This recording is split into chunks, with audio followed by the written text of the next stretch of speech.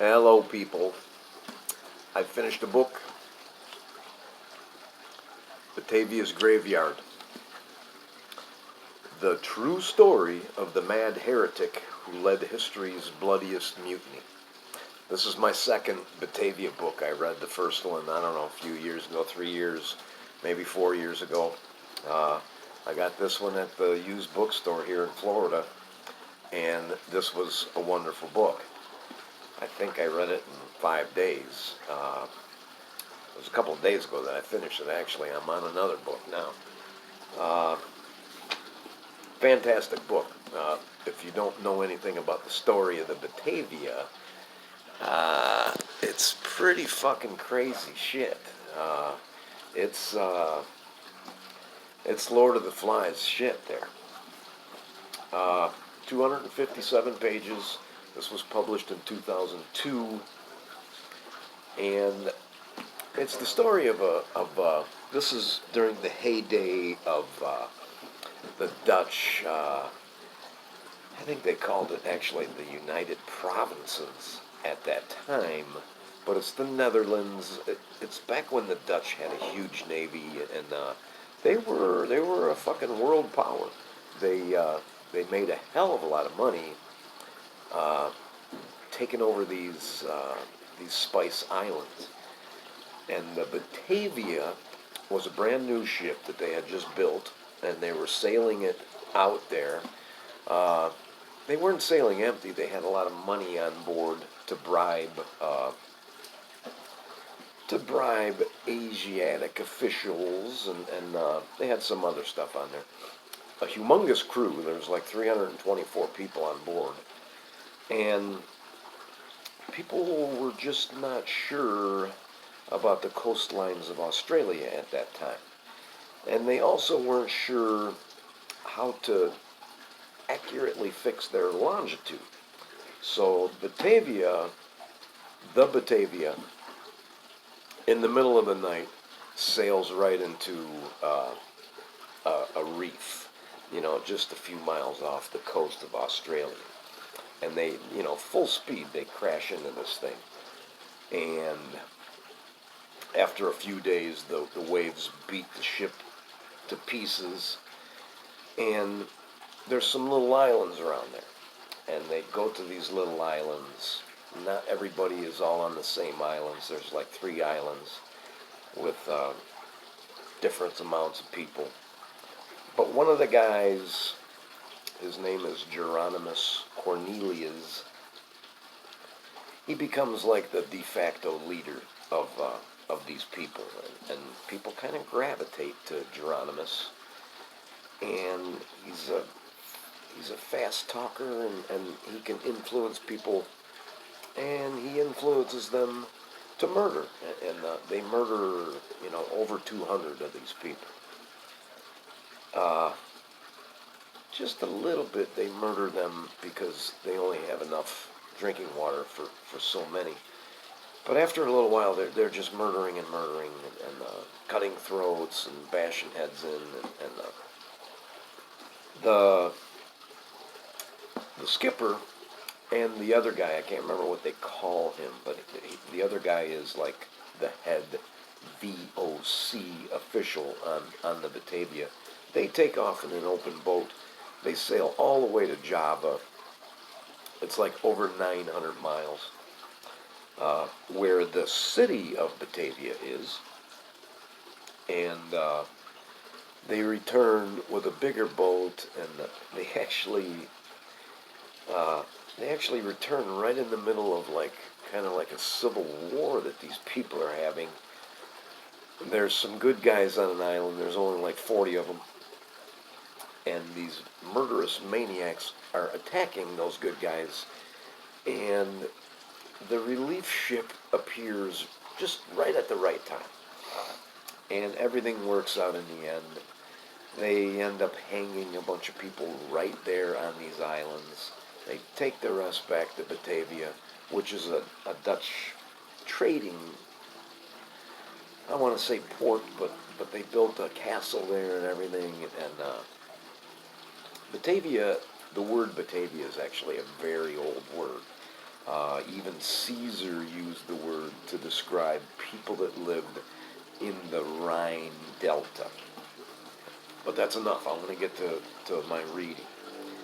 The first one is the note at the bottom of page 77. They talk about getting into the horse latitudes. And when these sailing ships took off from Europe and wanted to round the Cape of Africa, they ended up going very close to South America to pick up the trade winds. And apparently, if you didn't go way out of your way over to South America, if you stayed too close to the coast of Africa, you got into the horse latitudes. And so called because the region was prone to prolonged calms, resulting in water shortages that sometimes forced transport ships to force overboard the horses that they carried. They were running out of water, so instead of having horses drinking all their water, they just dumped them in the ocean. And the horses, they could swim for a long time. I have here 180 stuck on an island with no water.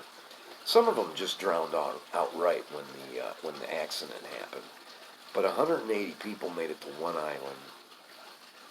70 of them are left on the boat. It's rapidly disintegrating. Some of them make it. There's 2 other islands that they get to. They end up having these civil wars between the islands, and the 180, those are the ones that get murdered. There's another island where they murdered just about everybody, but there's a guy named Hayes, I think, that's on one island, and Hayes and his men, they actually make their own weapons. They have like spears that they salvage nails, and they tip these spears with nails. This idiot Geronimus at one point goes to the Hayes Island and tries to parley with him, but he only brings like 2 bodyguards. So that Hayes and his people, they take him prisoner.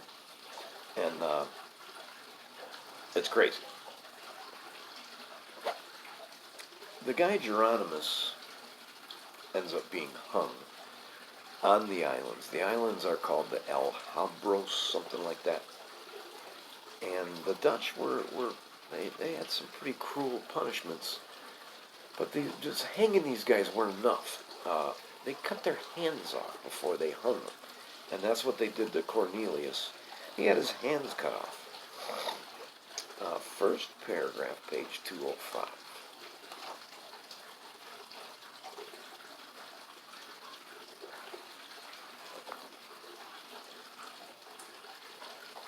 Okay. Geronimus took quite some time to die. And if you're squeamish, you might not want to listen to this one, and there's another paragraph that's even worse. A gallows in the 17th century consisted of little more than 2 braced uprights, 10 to 15 feet high, joined by a thick horizontal beam from which men were strangled slowly at the end of a short rope. 200 years before the invention of the trap door and the drop, the only other piece of equipment that an executioner required was a ladder to prop against one of the uprights. The prisoner was driven up the ladder, arms tied, legs free, the noose already around his neck. The hangman tied the other end of the rope securely to the beam, and then, with little ceremony, thrust one knee into the small of the condemned man's back and launched him into space. The fortunate few died quickly of a broken neck, but in most cases the fall was not enough to guarantee an instant death, and the man was strangled by the noose instead. This could be a lengthy process, lasting for up to 20 minutes, and most prisoners remained conscious for a good part of the time. The convulsive kicks and struggles of the dying man were reckoned good sport by the crowds who attended the public executions popular in Europe. Those lucky enough to secure a spot close to the scaffold could also witness the unpleasant aftermath of a slow hanging, uncontrolled voiding of bladder and bowels, and, in some cases, involuntary erection at the moment of death.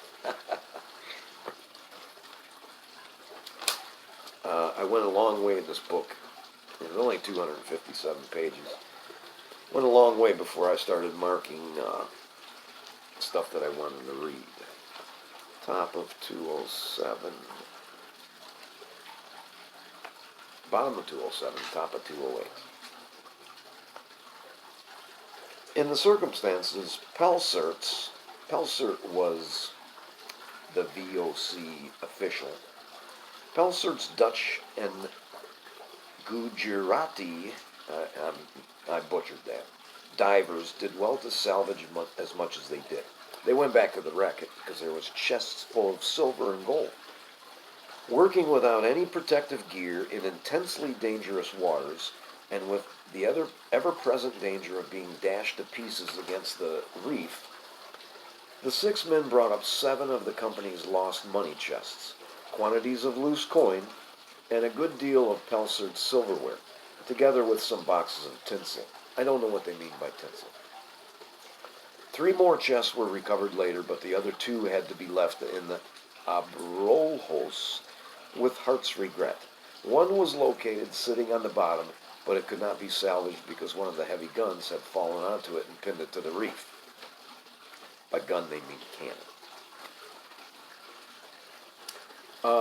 There was an 18-year-old guy and another older guy that they marooned on the coast of Australia. Probably the first white men ever in Australia. Nobody knows anything about what happened to them.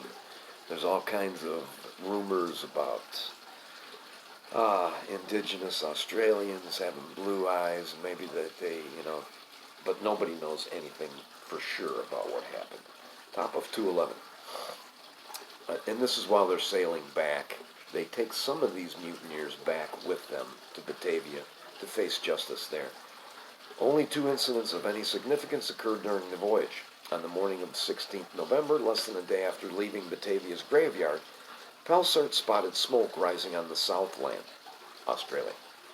The weather was considerably more moderate than it had been on the first trip along the coast, and, hoping that the smoke might come from a signal fire lit by Jacob Jacobs and the men who had gone missing in the Sardam's boat, the commander managed to put in at an inlet on the coast, not quite 50 miles from the islands. No trace of the missing sailors could be found, but the place was evidently inhabited. The landing party found plenty of naked footprints, though the blacks kept to themselves, hidden, and did not show themselves to anyone, and there was fresh water in a gully.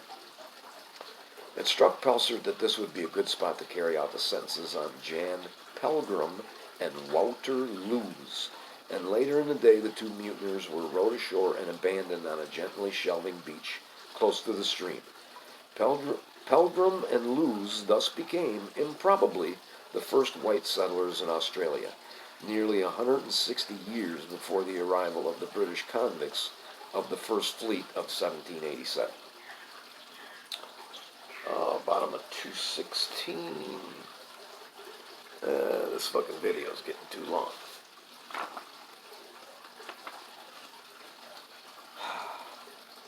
They took one of the guys back to Batavia and broke him on the wheel.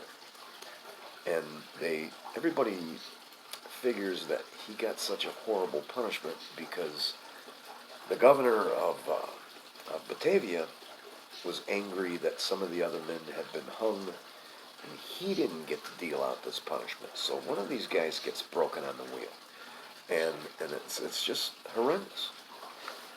Breaking on the wheel. This is not a pleasant paragraph. Breaking on the wheel, as it was generally known, was the most painful and barbaric method of execution practiced in the Dutch Republic, and was in effect a form of crucifixion. In Peter's case, the condemned man, stripped to a pair of linen drawers, would have been led out to a scaffold on which had been assembled a huge cartwheel, still fitted with an axle, a bench, some ropes, and a thick iron bar. He would have been lashed spread eagle to the bench and positioned so that the executioner had easy access to his limbs. Taking up the heavy bar, and with great concentration, this man would have proceeded to smash the bones in the prisoner's arms and legs, starting with the fingers and the toes and working slowly inward. The aim was to completely pulverize each limb, so that when Peters was lifted from the bench onto the wheel, his upper arms were broken in so many places that they could be twisted and bent to follow the circumference of the wheel, while his legs were wrenched backwards from the thighs, forced right around the outer rim, and tied off with the heels touching the back of his head. This latter operation was difficult to complete without allowing the broken femurs to protrude, but a skilled executioner took pride not only in ensuring that his victim remained fully conscious throughout the operation, but also in crushing his bones so thoroughly that the skin remained intact. As a further refinement, it was common for the condemned man's ribs to be stove in with several further blows, so that every breath became an agony. I've read other accounts of breaking on the wheel where they actually take the wheel itself and smash his legs and arms with that. Once the grisly operation had been concluded, Peter's wheel would have been hoisted upright and the axle thrust deep in the ground close by the scaffold, so that the stonecutter's final moments could be witnessed by the assembled crowd. Death, generally as the result of internal bleeding, might take hours. In a place such as Batavia, the dying man's pain and distress would have been exacerbated by the cloying heat and the swarms of flies and mosquitoes that would have filled his eyes and mouth. The strongest men sometimes survived into the second day, and Peters, a brawny Army veteran, may not have lapsed into unconsciousness that same day. I could go on there, but I'm not going to. Here in this paragraph, they talk about the amount of people. There was 332 people altogether, and 216 of them get murdered by these guys. The Rosicrucians. Geronimus was a member of a bizarre Christian culty sect type thing called the Rosicrucians. And I'm not going to say that it was the Rosicrucians thing that made him the way he was. When he discovered the Rosicrucians, he said, this is for me, because apparently they preached that that sin wasn't even real, and that anything you did came from God, so how could it be a sin? Second paragraph, page 254.